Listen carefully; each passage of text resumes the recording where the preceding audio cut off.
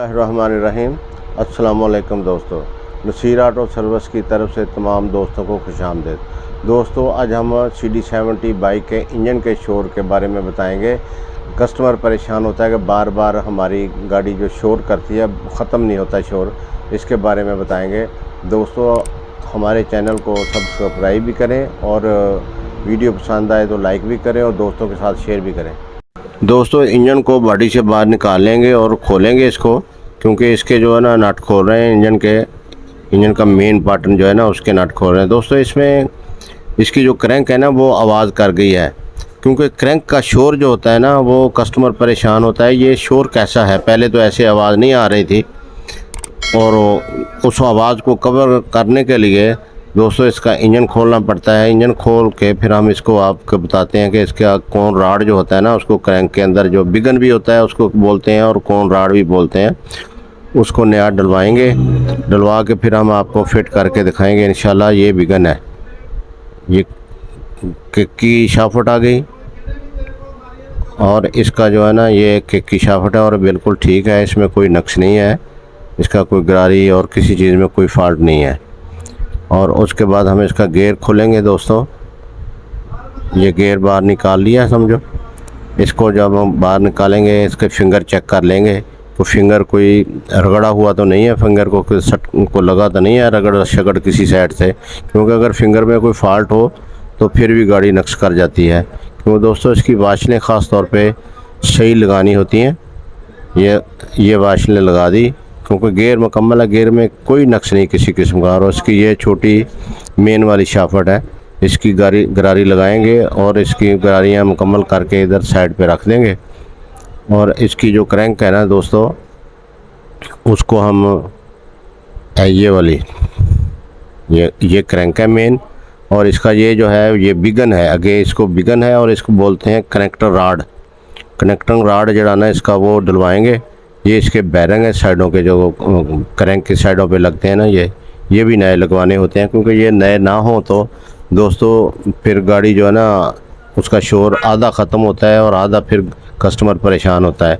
जो पानी वाले बैरिंग असल नाची वाले हम डाल रहे हैं, और ये कौन राड जो है ना असल जेनवन वाला है CD का, ये असल जेनवन कौन राड है वो डाल रहे हैं, और असल जापानी जो इसके बैरिंग डाल रहे हैं। दोस्तों, ये हम इसको इंजीनियरिंग वाली दुकान पे यानी कि खराद वाली दुकान पे भेजेंगे, उधर से इंशाल्लाह इसको अभी फिट करवा के और गाड़ी को मुकम्मल करके आपको अभी दिखाते हैं। दोस्तों, ये जो है ना इसको ये असल जेनवन वाला जो वो सारा 05 वाला पुराना मॉडल है ना CD, इसलिए वो दिखा रहे हैं आपको, और असल जेनवन है ये। इसकी जैन किट है मुकम्मल असल जेनवन वाली, क्योंकि जैन जो होते हैं ना वो हल्के वाले नहीं डालते हम, और आप भी नहीं डालें दोस्तों, क्योंकि हल्के वाले डालेंगे तो लीकेज ख़त्म नहीं होगी। और उसकी फिटिंग जो है ना जो जैन इंजन के पार्टन से बाहर ज़्यादा नज़र आएंगे ना तो बुरे लगेंगे। अब इसको हम गरारी इसकी फ़िट कर रहे हैं। हमने वो खराद से इसका जो है ना काम वो करवा लिया है, करवाने के बाद हम इसको फिट कर रहे हैं। ये देखो गरारियाँ दोनों शाफ्टें फिट करके मेन शाफ्ट और काउंटर शाफ्ट और ये किक शाफ्ट भी इसमें लगा देंगे। इसके बाद हम इसका क्रैंक लगाएंगे। क्रैंक क्योंकि वाश किया हुआ है ना इंजन, इसलिए इसको बैरिंग को ऑयल वगैरह लगाएंगे ताकि उसकी फिटिंग में कोई मसला ना बने। अगर फिटिंग टाइट होगी तो उस पर चोट वगैरह नहीं लगानी, क्योंकि चोट लगाएंगे तो क्रैंक दोबारा टेढ़ी हो सकती है। इसलिए इसको हम ऑयल वगैरह लगा दिया और ये पार्टन में फिट कर रहे हैं। ये देखो ये बैठ गई है, और इसमें ऑयल वगैरह इसलिए लगाते हैं कि इसकी फिटिंग में कोई नक्श ना हो। ये देखो ये हम चला के आपको दिखा रहे हैं। और इसका आप जैन लगाएंगे दोस्तों, जैन लगा के इसको फिर इसका पार्टन लगाएंगे, ये वाला ऊपर वाला ये पार्टन पूरा बिठा लेना है अच्छे तरीके से। फिर इसको उल्टा करके दूसरी साइड पे इसके बोल्ट वगैरह लगाने हैं। इसके गेयर फिंगर वाला जो है ना वो भी लगाना है बोल्ट, और ये इंजन वाले बोल्ट सारे लगा के फिर हम इसको टाइट करेंगे। टाइट करने के बाद फिर दोस्तों इसको मुकम्मल टाइट करके फिर आपको बताएंगे। दोस्तों, ये हम सिर्फ इंजन का काम आपको दिखा रहे हैं। दोस्तों, इसका क्लच वगैरह जो है उसको अगर आपने देखना हो, क्लच की मुकम्मल फिटिंग देखनी हो, तो हमारी पहले जो वो है हमारी वीडियो लिंक पे जाएं, आप उसको देख सकते हैं और उसमें सारी तफसील के साथ हमने क्लच का काम किया है। और इसका ये फिंगर वाला जो है ना गियर शिफ्टर जिसको बोलते हैं, वो बोल्ट जो लाजमी टाइट करना है, ढीला नहीं छोड़ना दोस्तों, इसको फुल टाइट करना है। और इसके ऊपर डी रबड़ लगानी होती है ताकि इधर से लीकेज वगैरह, हल्का सा ऑयल आता है ना उसमें, तो वो लीकेज ना हो।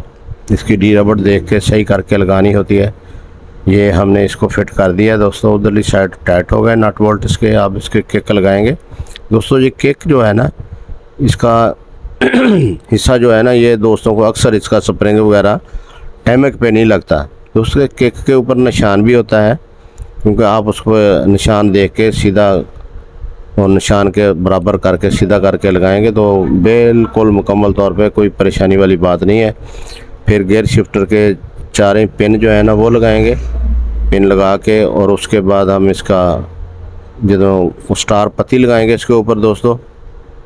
ये शिफ्टर के पिनें लग रही हैं छोटी वाली, ये देखो ये छोटी वाली पिनें लग रही हैं दोस्तों। हमारे चैनल को सब्सक्राइब भी करें, वीडियो पसंद आए तो लाइक भी करें और दोस्तों के साथ शेयर भी करें दोस्तों।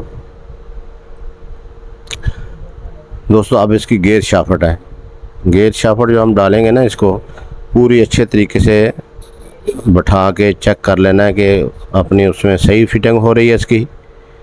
हाँ, ये स्टार पत्ती लगाएं दोस्तों। स्टार पत्ती वाला बोल्ट जो होता है ना, इसको भी फुल टाइट करना होता है, ढीला नहीं छोड़ना, क्योंकि इसके ऊपर दो निशान होते हैं, पिन स्टार पत्ती में लगती है, वो सीधा करके लगानी होती है, क्योंकि अगर वो टेढ़ी लग जाए, गलत लग जाए तो चूड़ी नहीं लगती स्टार पत्ती वाले बोल्ट की।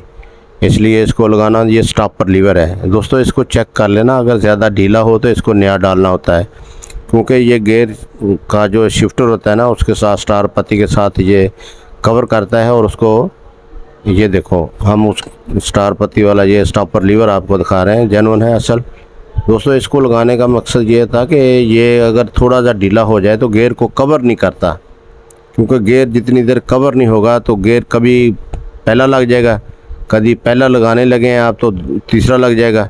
इसलिए इसको ये इसकी स्टॉपर पत्ती वाली जो है ना, इसको स्टार पत्ती के साथ इसकी फिटिंग बिल्कुल फिट बैठती है। और इसको जब आपने नट टाइट करना है ना, इसको हिला के चेक भी कर लेना है कि इसमें लचक है। हाँ, इसके बाद हम दोस्तों इसका जो है ना किक का वो लगाएंगे लॉक। और ये स्टॉपर लीवर वाला जो है ना, वो भी हमने टाइट कर दिया है। और उसके साथ जो किक का लॉक लगाएंगे ताकि ये इसका टाइम जो है ना आउट ना हो।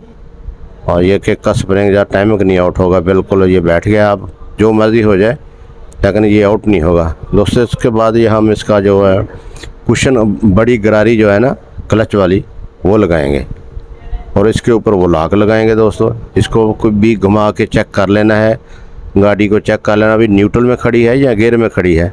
अगर न्यूट्रल में खड़ी है तो ठीक है, अगर गियर में खड़ी हो तो फिर उसको हम इसका गियर निकाल लेंगे दोस्तों। ये इसका लग गया दोस्तों। ये क्रैंक के ऊपर इसका जो कुशन गरारी के नीचे बुश होता है, उसको लगाना ज़रूरी होता है, क्योंकि उसमें उसका वाया पूरा करना होता है।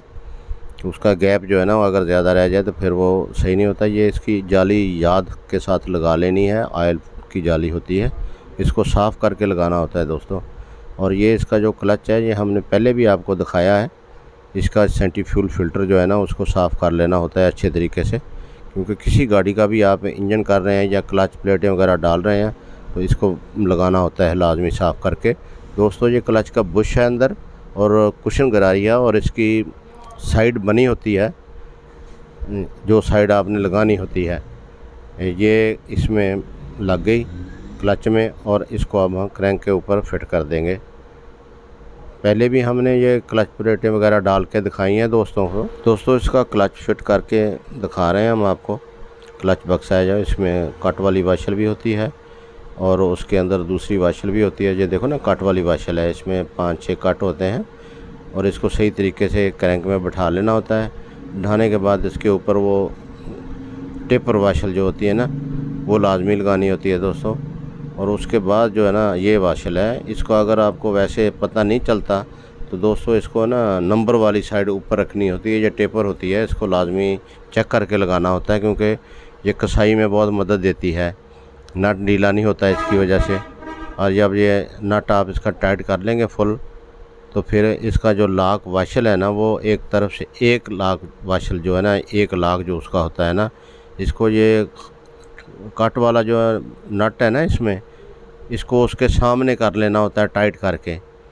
ये देखो ना, ये कट वाला निशान जो है ना वो सामने है, इसलिए उसको जब आप सामने करके टाइट कर लेंगे ना दोस्तों, फुल टाइट कर लेना इसको, ताकि ये क्लच ढीला ना रहे।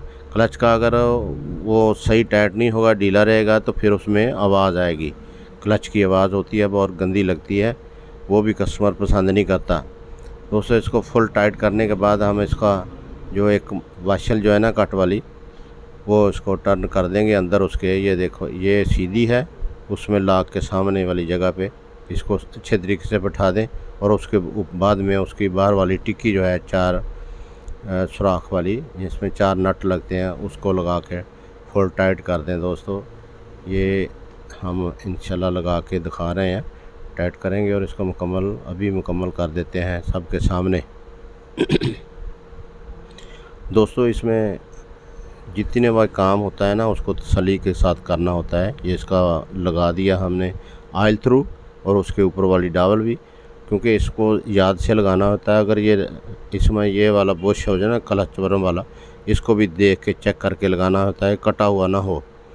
और इसको बाद में हम आपके सामने ये इसका बटन जो है क्लच वाला, वो उसको फिट कर रहे हैं। दोस्तों हमारे चैनल को सब्सक्राइब भी करें, वीडियो पसंद आए लाइक भी करें, दोस्तों के साथ शेयर भी करें। दोस्तों मिलेंगे इंशाल्लाह नेक्स्ट वीडियो में। अल्लाह हाफिज़।